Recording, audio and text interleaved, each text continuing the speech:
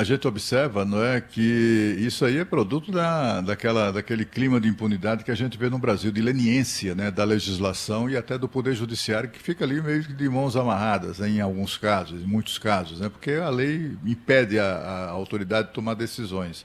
Mas você vê aí que isso só confirma aquela constatação, sobretudo no âmbito das polícias, no sentido de que é muito impressionante, né, o percentual de reincidência de crime. Essa mulher foi investigada em 2022, ontem, né, pelo mesmo crime de estelionato, né, vendendo ingressos falsos e tal. E ela voltou a fazer isso por quê? Porque estava solta, né? Aqui neste país se convencionou que bandido não precisa ser punido, né? Aliás, como disse o atual ministro da Justiça, eu gostaria, inclusive, de tratar desse assunto aqui com o nosso ministro Aldo Rebelo, porque o novo ministro da Justiça é daqueles que defende desencarceramento, né, aqui no Brasil.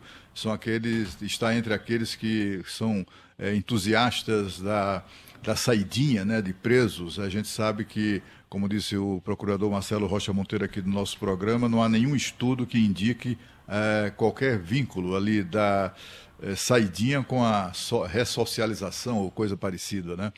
Mas insistem nessa tese, nessa fantasia. E eu queria saber do ministro exatamente sobre isso, né? Sobre como está vendo essa questão. Se sente seguro andando nas ruas? Sabe, essa questão da insegurança mesmo que nós enfrentamos em todo o país, decorrente de uma situação em que os criminosos são tratados, tem quase certeza absoluta que não lhes vai acontecer nada. Se eventualmente forem pegos, no dia seguinte, ali na audiência de custódia, serão colocados em liberdade. Eu queria saber do ministro, com a sua experiência, o que é que está achando disso tudo e para onde o Brasil caminha. Cláudio, o ambiente de insegurança é generalizado. E a insegurança é uma percepção. Na minha rua, por exemplo, ninguém mais sai para um passeio na calçada, para ir na padaria depois das 18 horas. Ninguém põe mais um celular na mão. Eu ligo para os meus amigos e recebo depois a resposta: olha, não atendi porque estava na rua. Subi ali na Avenida Paulista para comprar um fone de ouvido para minha esposa. Atrás de mim tinham dois cidadãos comprando um celular porque acabavam de ser roubados na calçada da Avenida Paulista. Eu puxo um celular ali para chamar um táxi, um Uber, qualquer coisa, as pessoas passam e dizem: não, não faça isso, guarde esse celular. Porque a insegurança do cidadão não é pelo assalto a banco. O assalto a banco é grave, mas ele sabe que a insegurança que o alcança é o assalto na rua, é o sequestro na rua, o roubo do celular na rua, e isso naturalmente é a impunidade, porque agora existe a ideia de não punir os crimes de pequeno alcance, ou seja, os pequenos furtos. Um pequeno furto de um celular, de uma pessoa que tem uma renda média elevada, é um prejuízo relativamente pequeno. Esse aparelho é um banco hoje. Pois é, não é um banco? mas muitas vezes as pessoas, o vendedor, o porteiro, o trabalhador humilde, ele compra um celular à prestação e aquilo é um patrimônio dele. Claro, claro. Você levou uma parte importante da renda dele. Para ele, esse furto não é pequeno, é grande. Se você vê, no caso da periferia, roubo de roupa no varal da casa dos operários, ou seja, aquilo é um roubo de grande monta, para ele é. Mas esse conceito que está sendo importado para o Brasil resulta em quê? Resulta na impunidade. E acho que a impunidade é a verdadeira fábrica, é o estímulo, é o incentivo para o crime e é o que nós temos, infelizmente, no Brasil. Vamos deixar o ministro tomar uma água aqui, Cláudio. Vamos para o intervalo rápido. Na sequência aqui no Jornal Gente, a gente vai falar sobre outros assuntos. Hoje, comentados aqui no Jornal Gente pelo ex-ministro da Defesa, Aldo Rebelo, que está conosco. São 8 horas e 42 minutos, a gente volta já. Vou colocar aqui para o Cláudio Humberto, também para o ex-ministro Aldo Rebelo, que hoje está conosco no Jornal Gente. Essa questão, né, o Donald Trump é candidato, e o senhor sabe, né, ministro? Virou candidato, vira vidraça imediatamente. É mais ou menos por aí? Exatamente. Agora, ao que tudo indica, com um amplo favoritismo, pelo menos segundo as pesquisas. E eu creio que a própria simpatia da Rússia nas eleições americanas vai para a candidatura de Donald Trump, porque ele e o presidente russo sempre tiveram boas relações. Ele não está disposto a empregar o volume de recursos nessa guerra da Ucrânia ou na OTAN que os democratas têm empenhado. E, além do mais, eu acho que já há também um certo cansaço da própria opinião pública americana em relação às despesas da guerra. Os Estados Unidos não vivem uma situação economicamente confortável e a população pode chegar à conclusão que, de fato, deve usar os recursos do Tesouro em resolver os problemas do país do que em empregar numa guerra tão distante da realidade americana. Eu acho que o Trump deve perceber esse sentimento e deve trabalhar com ele ao fazer essas declarações. Exatamente. Agora, é aquela coisa de que tudo que ele disser será usado contra ele, né, durante uma campanha eleitoral. E tem ali, ele tem a forte oposição, é claro, de quem está no poder hoje e da mídia, né? A imprensa toda, dentro e fora dos Estados Unidos, todos são democratas, né? E ignoram esse favoritismo de que fala o ministro Aldo Rebelo. O fato é que é o seguinte, o ministro, como ministro da Defesa, deve ter acompanhado isso com toda certeza. A OTAN é sustentada pelos Estados Unidos. Essa conversa do Donald Trump era exatamente isso, olha, poxa, compareçam, né? Sustentem também essa situação.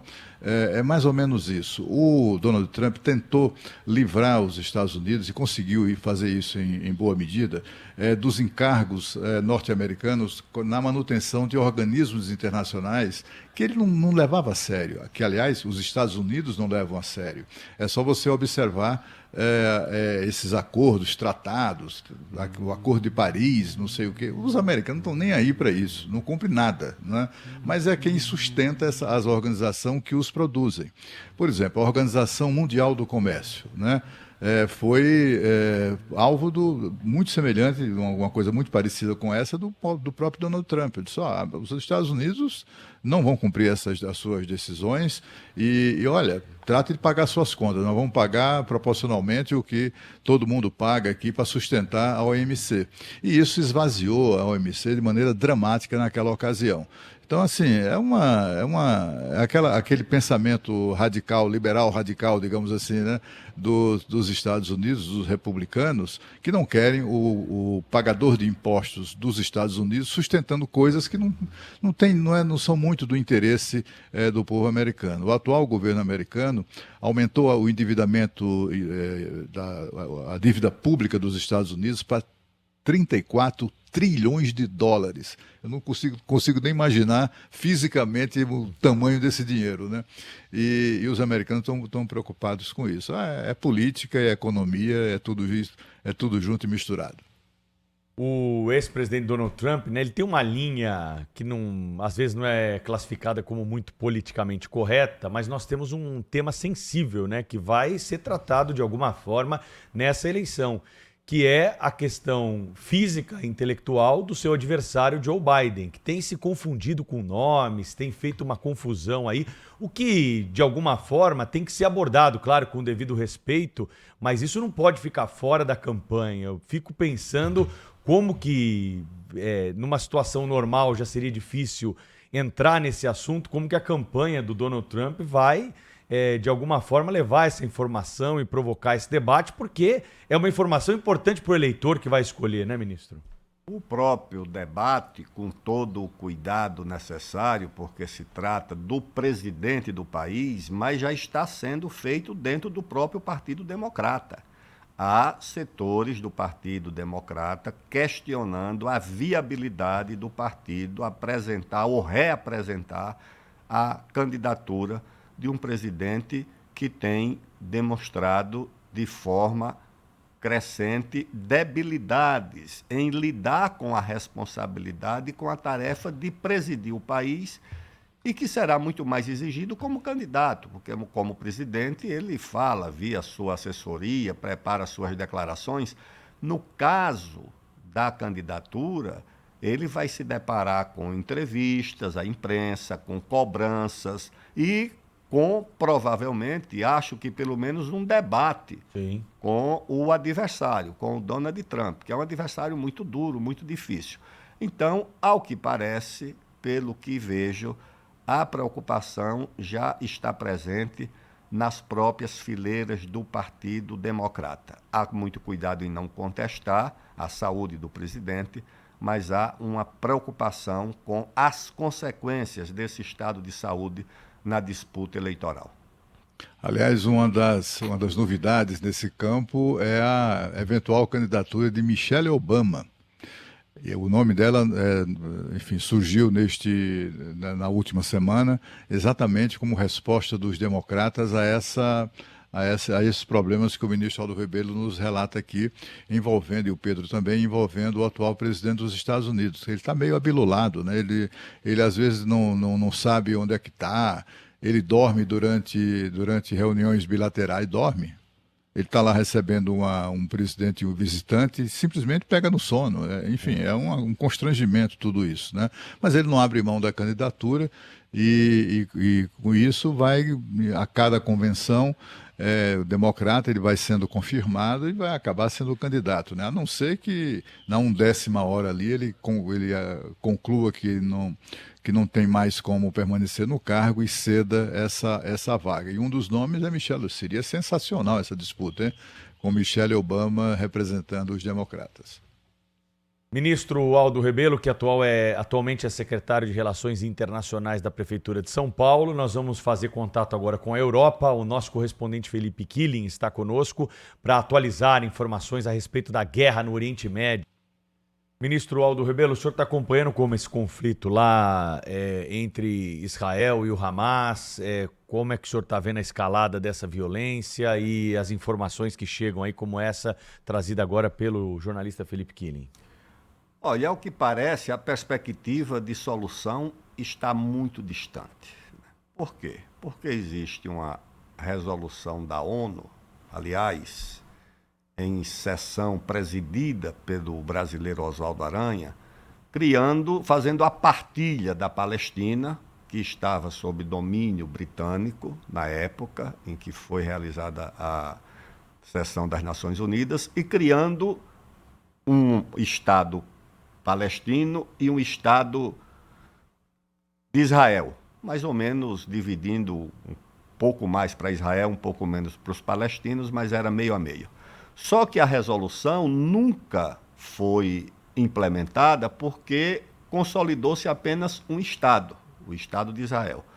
O Estado palestino ficou sempre como uma coisa provisória, até hoje é uma autoridade, não é reconhecido plenamente como Estado. Aliás, só quem reconheceu plenamente a Palestina foi a FIFA, que permitiu, inclusive, que ela participasse das eliminatórias das Copas do Mundo, de todas elas. Então, eu creio que, no caso do Brasil, nós devemos buscar ser parte da solução do problema. O problema já está criado, o Brasil não precisa ser parte do problema, o Brasil sempre buscou ser parte da solução e há um reconhecimento, inclusive, pela nossa atuação nessa sessão das Nações Unidas. O Brasil tem um profundo vínculo com as duas comunidades. A primeira mesquita, a primeira sinagoga das Américas foi construída no Brasil, em Recife. Foi essa comunidade judaica que saiu de Recife e foi para Nova York. Há uma influência grande, intelectual, política, econômica, da comunidade científica da comunidade judaica no Brasil há muito tempo. E há também uma grande presença da comunidade árabe. O Dom Pedro II visitou a Síria e o Líbano com uma delegação de mais de 200 pessoas.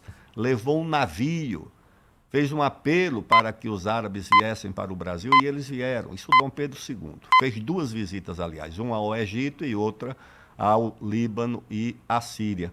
Portanto, o Brasil tem um profundo interesse em uma solução definitiva, pacífica, que contemple as legítimas aspirações de paz, de sobrevivência e de direitos, tanto de Israel quanto dos árabes palestinos. São 9 horas da manhã. Cláudio, quer falar mais alguma coisa aí sobre esse assunto, Cláudio? Não, só para ilustrar Claro. o que nos traz aqui o ministro Aldo Rebelo, que é um dos maiores conhecedores de história do Brasil e de história mundial que nós temos aqui no nosso país. Viu? Essa é uma das qualidades não reforçadas aí frequentemente do ministro Aldo Rebelo. Quero dizer que eu queria só reforçar essa questão aí e pedir uma rápida exposição, explanação sobre o papel na história do Brasil do imperador Pedro II, né? Eu me lembro de ter visto nas minhas andanças por aí, por exemplo, a presença dele, ou marcas da presença dele na República Tcheca e também lá no Zimbábue, na África. Ele andou muito esse mundo afora, divulgando o Brasil. No Zimbábue, por exemplo, a antiga Rodésia, né? No Zimbábue, na capital, tem Harare, tem ali tem um parque inteiro chamado Jacarandá, um bosque de jacarandás, que foi ele que levou. Ele levou lá uma dúzia de mudas e ele próprio plantou. Tem restaurantes, hotéis, tem logradouros públicos denominados Jacarandá no Zimbábue. Isso tem a ver com a presença com esse trabalho que Dom Pedro II fez de divulgação do Brasil, né? Não é, ministro? Cláudio era um homem de tanto prestígio que chegou a ser votado numa eleição para a presidência da República dos Estados Unidos. Ele, um monarca. Ele, o chefe de um regime monárquico. Ele foi o único chefe de Estado presente no lançamento da ópera do Wagner, Os Anéis de Nibelungo. Ele foi o único chefe de Estado presente. Aliás, convidou o Wagner para vir se instalar no Brasil. O prestígio era tanto que, repousando na Itália, recebeu a visita da rainha mais poderosa do mundo, do império onde o sol nunca se punha, a rainha Vitória, deslocou-se de Londres para ir visitá-lo na Itália. Então era um homem muito respeitado, muito sábio, foi contra a abertura da navegação do Rio Amazonas às potências internacionais, recebeu uma pressão muito grande dos Estados Unidos, mas resistiu porque desconfiava que o destino da Amazônia poderia ser o mesmo da China, onde cada potência ia ter um porto, e ele, percebendo isso, disse que não abriria a navegação do Amazonas à navegação estrangeira. Então, o Dom Pedro II era um homem respeitado, foi o primeiro chefe de Estado estrangeiro a visitar os Estados Unidos, foi o Dom Pedro II. Então, é preciso que nós levemos em conta que o nosso monarca pode ter tido as suas limitações e os seus defeitos, mas foi um nacionalista e um homem que levou o nome do Brasil a ser respeitado em todo o mundo. Um pouco da história também aqui nesse feriado de carnaval, com o ex-ministro Aldo Rebelo conosco, comigo e com o Cláudio Humberto, na bancada do Jornal Gente.